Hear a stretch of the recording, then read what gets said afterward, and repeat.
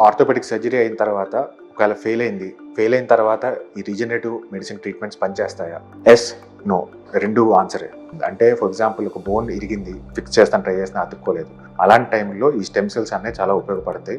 ఈ non union కానీ mall union అనే కండిషన్స్లోని బాల్ మార్పిడి ఆపరేషన్, నీ రీప్లేస్మెంట్ ఆపరేషన్ లాంటి వాటిల్లో పోస్ట్ సర్జరీ చేసే లిమిటెడ్గా ఉంటాయి. అదే లిగమెంట్ ఇంజరీస్, టెండాన్ ఇంజరీస్ లాంటివి చేసుకున్న తర్వాత ఫెయిల్ అయినాయి అనుకోండి సర్జరీ అయిన తర్వాత, అలాంటి కండిషన్తో మనం హెల్ప్ చేయగలుగుతాం ఈ రీజనరేటివ్ మెడిసిన్ ట్రీట్మెంట్స్ ద్వారా.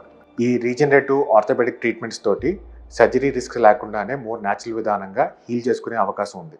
ఆర్థోపెడిక్ సర్జరీ అయిన తర్వాత ఒకవేళ ఫెయిల్ అయిన తర్వాత ఈ రీజనరేటివ్ మెడిసిన్ ట్రీట్మెంట్స్ పనిచేస్తాయా? ఎస్, నో, రెండు ఆన్సరే. అంటే ఫర్ ఎగ్జాంపుల్ ఒక బోన్ ఇరిగింది, ఫిక్స్ చేస్తాను ట్రై చేసినా అతుక్కోలేదు. అలాంటి టైంలో ఈ స్టెమ్ సెల్స్ అనేవి చాలా ఉపయోగపడతాయి.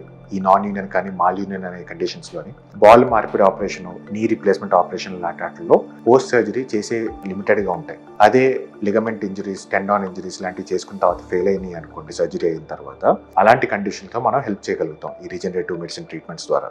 ఈ రీజనరేటివ్ ఆర్థోపెడిక్ ట్రీట్మెంట్స్ తోటి సర్జరీ రిస్క్ లేకుండానే మోర్ న్యాచురల్ విధానంగా హీల్ చేసుకునే అవకాశం ఉంది.